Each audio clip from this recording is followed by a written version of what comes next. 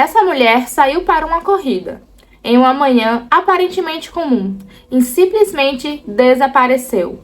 Sem testemunhas, sem sinais claros de luta, apenas um celular jogado na estrada, mas com um detalhe estranho.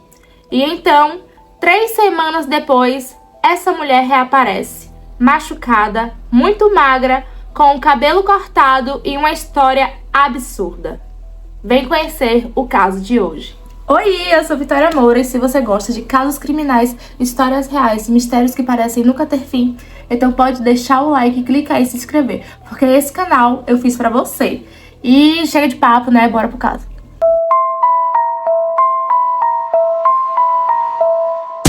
Sherry Papini nasceu no dia 11 de junho de 1982, na cidade de Virginia, no estado da Califórnia. Ela cresceu em uma família aparentemente comum, mas, segundo relatos dela mesma, a infância não foi tão tranquila assim. Sherry afirmava que tinha uma relação difícil com os pais, dizia que sofria abusos e que sua casa não era um ambiente seguro. Mas, anos depois, essas alegações começaram a ser questionadas. Pessoas próximas e conhecidos da família afirmavam que a realidade era bem diferente do que ela contava. Na adolescência, Sherry era vista como alguém que gostava de chamar a atenção. Ela escrevia bastante e chegou a manter um blog pessoal onde compartilhava pensamentos, ideias e até algumas visões bem controversas. Foi nessa fase da vida dela que ela conheceu o Kate Papini. Então eles se aproximaram. Ele pediu ela em namoro, ela aceitou e aí eles construíram a vida juntos. Eles se casaram e tiveram 2 filhos.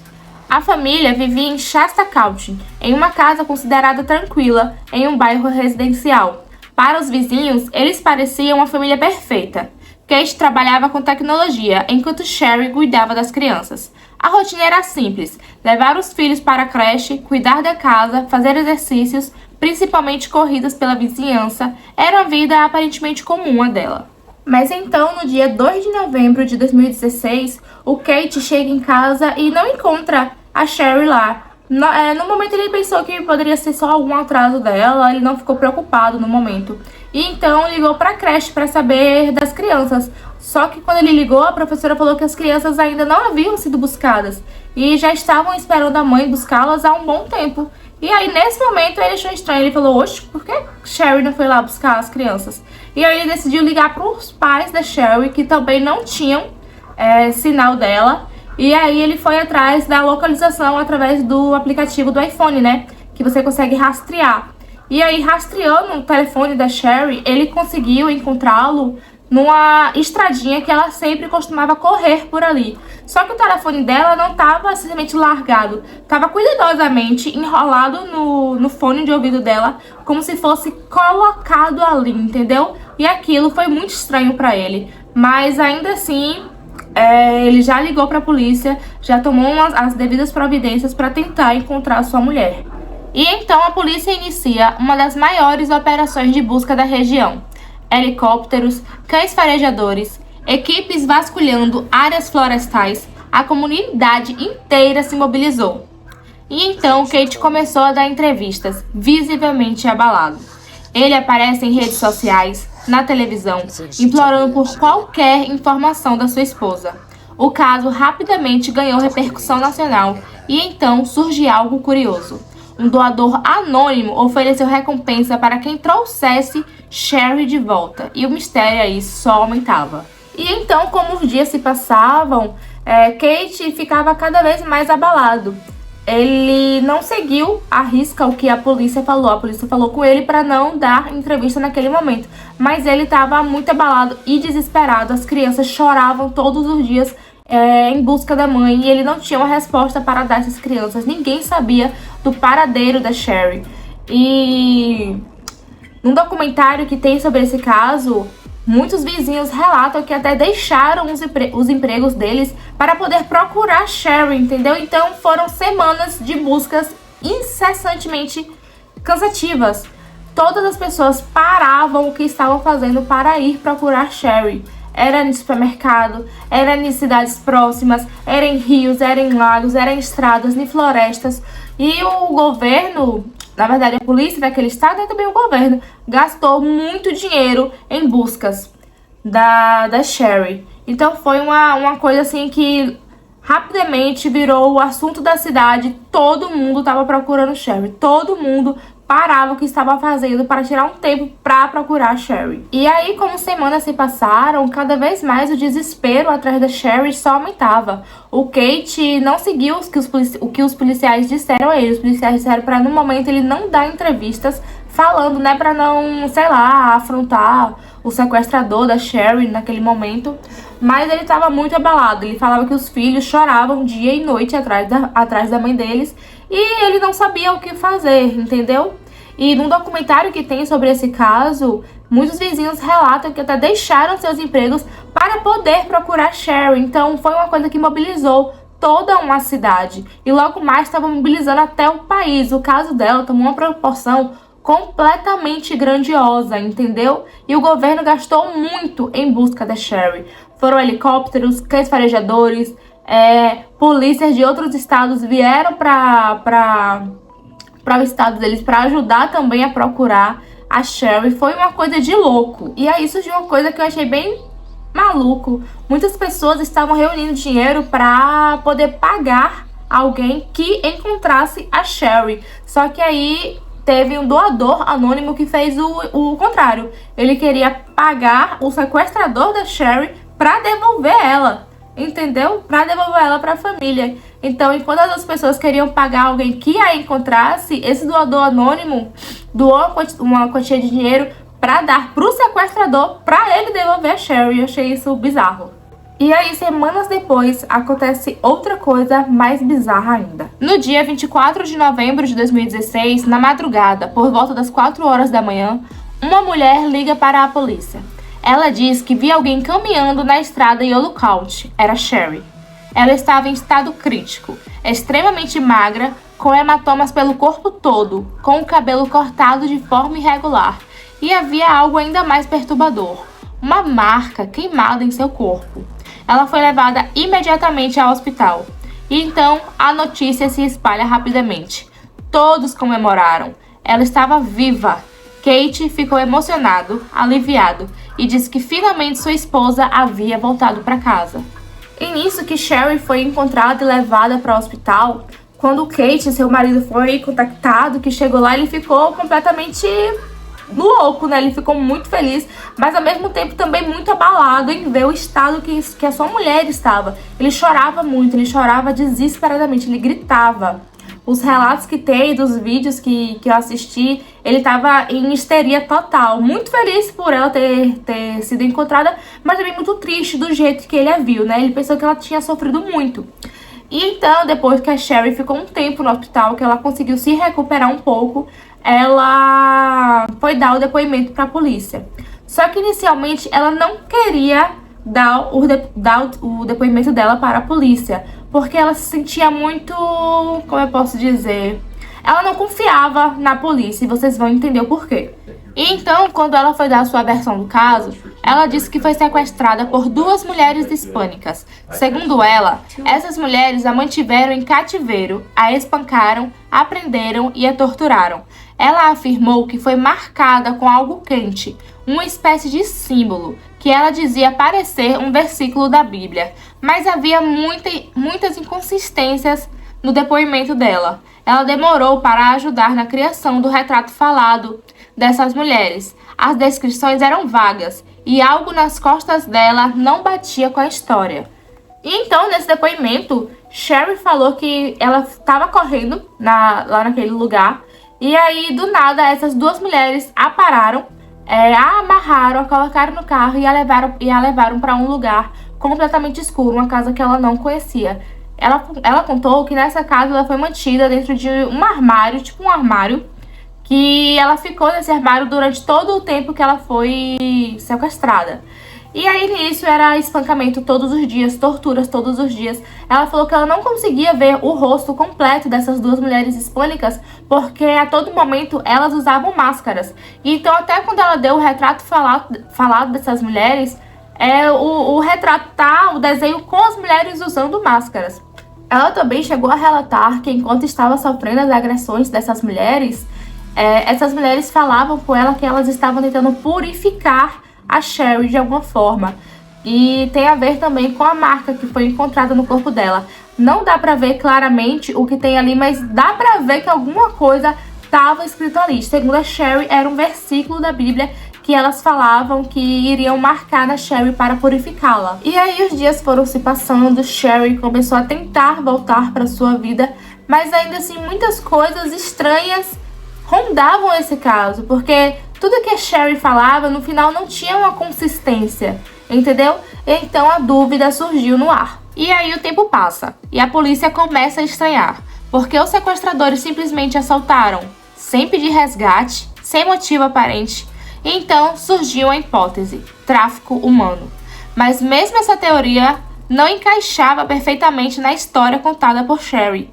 Exames revelaram algo ainda mais estranho: um DNA masculino e feminino nas roupas dela. E com a descoberta desse DNA, a Sherry volta a dar um depoimento para a polícia e dessa vez ela conta que além dessas duas mulheres, também tinha um homem que às vezes entrava nessa casa e abria esse guarda-roupa para poder agredi-la. E aí ela conta que era dia sim, dia não, esse homem entrava lá, ela não dava muitos detalhes do que acontecia. E desde então aí a polícia já ligou o alerta e falou: tem alguma coisa estranha aí, essa história não tá batendo não, viu? Foi então que os investigadores analisaram o celular da Sherry e descobriram que ela estava em contato com um outro homem. Além disso, surgem postagens em fóruns como o Reddit que pareciam ter sido escritas por ela. O caso começa a mudar completamente de direção. E aí, nesse ponto, muitas coisas vêm à tona. O Kate confessou em um depoimento que ele sentia que a Sherry poderia estar tendo um caso com outros caras, logo no começo da relação deles e também após o nascimento dos filhos. Uma coisa também que foi analisada pelos investigadores foi que no Reddit, quando eles pegaram o celular da Sherry, no Reddit tinha lá muitos fóruns em que viram provas que era ela escrevendo esses fóruns sobre ódio às mulheres hispânicas. E nesses fóruns ela relatava que quando era criança, muitas meninas hispânicas faziam bullying com ela na escola, esse tipo de coisa, e nisso ela foi criando um ódio por mulheres hispânicas em geral. E então vem uma descoberta que mudou todo o caso para a polícia, que foi quando a polícia encontrou mensagens da Sherry para o ex-namorado dela. E então, em agosto de 2020, a polícia finalmente chega a uma peça-chave: o ex-namorado da Sherry, James Reyes. Quando interrogado, ele contou tudo. Disse que a Sherry entrou em contato com ele, pedindo ajuda para fugir. Ela queria desaparecer. Os dois ficaram juntos por semanas. Durante esse tempo, foi ela quem pediu para ser machucada, foi ela quem pediu para fazer a marca. Ela chegou a se machucar sozinha diversas vezes. E o DNA encontrado nas roupas dela eram dele. E aí, quando os policiais descobriram isso, meu filho, foi ó, bum, na cabeça dos policiais. Tipo, como assim essa mulher mentiu esse tempo todo? E enquanto eles estavam investigando o ex-namorado dela, ela não sabia. Então lá o James contou tudo, absolutamente tudo pra eles. Tudo.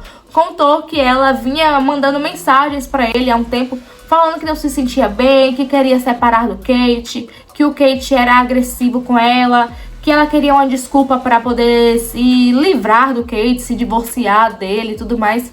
E aí ela falou com ele que ela queria passar um tempo com ele para poder espairecer a mente e pensar sobre o divórcio, pensar no que ela iria fazer. Tipo, ela teve que criar toda essa confusão, né? Apenas para pedir o divórcio.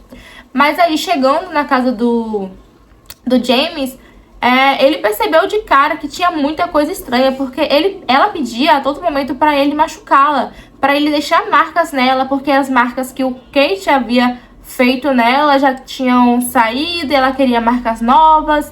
E aí ele machucava ela como ela pedia. E diversos momentos que ele não queria machucar ela mesma se machucava, entendeu? Pra deixar marcas pelo corpo todo. Foi ela mesma que cortou o cabelo curtinho. Foi ela mesma que pediu pra ele pra fazer a marca de ferro quente nas costas. Foi ela mesma que inventou a história das mulheres hispânicas. Foi ela mesma que bolou tudo. Mesmo com todas as provas, Sherry ainda tentou sustentar a mentira. Disse que o ex a sequestrou, mas os investigadores já estavam completamente sem paciência com ela. Durante o interrogatório, ficava claro que ela mentia repetidamente. Kate, ao descobrir a verdade, ficou devastado. Ele saiu da sala se sentindo um completo idiota. E aí, nesse ponto, eu fiquei com muita pena do Kate, cara, porque, nossa, eu fiquei com muita dó. Teve um ponto que ele não aguentou as coisas que a Sherry tava falando no depoimento. Ele simplesmente levantou da cadeira e falou: eu vou embora, eu sou um idiota mesmo por ter acreditado em você esse tempo todo. E aí, nossa, foi maluco. E os policiais também não aguentavam mais tantas mentiras vindo da boca da Sherry. Tudo que os policiais falavam com ela tentava contradizer. E aí, só que os policiais tinham as provas e eles falaram com ela: Sherry, não foi você. Você não foi sequestrada. Você que fingiu o seu sequestro. Ninguém bateu em você. Foi você que se bateu, entendeu? Foi você que pediu pro seu ex-namorado também bater em você. Nós temos provas de tudo, Sherry. E aí ela não tinha mais pra onde correr, né? O caso havia custado milhões em buscas. Além disso, Sherry recebeu dinheiro de indenização após voltar. Quando tudo veio à tona, a reação pública foi imediata. Raiva, indignação, revolta, principalmente da comunidade latina, já que ela acusou falsamente mulheres hispânicas de terem a sequestrado. E foi nesse ponto que a gente percebe o quão grave foi o que a Sherry fez, porque a comunidade hispânica daquela região ficou completamente com medo das outras pessoas, entendeu? Principalmente as mulheres hispânicas não saíam na rua com medo de represálias. Elas não podiam ir ao mercado, não podiam ir fazer as coisas que elas faziam normalmente, porque todo mundo já olhavam, já questionaram, já questionavam, já ficavam assim com o pé atrás da orelha: será que foram elas que sequestraram a Sherry? Então causou um pânico entre essa comunidade, e as mulheres hispânicas nesse momento nem saíam de casa, entendeu? Para não sofrerem ataques. E então Sherry foi presa e acabou condenada por fraude e falsa comunicação de crime. Ela foi obrigada a devolver todo o dinheiro gasto nas buscas. Durante o julgamento, suas falas não convenceram absolutamente mais ninguém. E então, como eu disse, a polícia naquele momento tinha gastado muito dinheiro para realizar as buscas da Sherry. Foram helicópteros, foram muitas viaturas atrás dela, muitas pessoas saíram dos seus empregos para poder procurá-la. Então foi um gasto completamente imenso atrás dela. E aí ela teve que ressarcir tudo. E aí também, se ela queria fazer tudo isso para conseguir o divórcio de Kate, nem precisou muito. O Kate mesmo pediu o divórcio dela, falou que não queria mais nada com ela, não queria nem mais ser lembrado que foi casado com ela, e ficou com um ódio, um ranço desgramado dessa mulher. E aí o Kate pediu o divórcio e também conseguiu a guarda dos filhos. E a imagem da família perfeita desmoronou completamente. O caso, que começou com um desaparecimento chocante, terminou com uma das maiores farpas criminais dos Estados Unidos. E esse foi o caso completamente perturbador de hoje. Gente, que mulher maluca, pelo amor de Deus. Se queria o divórcio, era só pedir. Mas teve que inventar uma história, teve que prejudicar uma comunidade, teve que fazer os filhos sofrerem, teve que fazer o marido ir pra televisão. Nossa, que loucura, que loucura. E aí, o que é que vocês acharam desse caso? Louco, né? Louco. Conta aqui embaixo o que vocês acharam. E também, se gostou, deixa o like e comenta também outros casos que vocês querem que eu traga aqui pro canal, tá certo?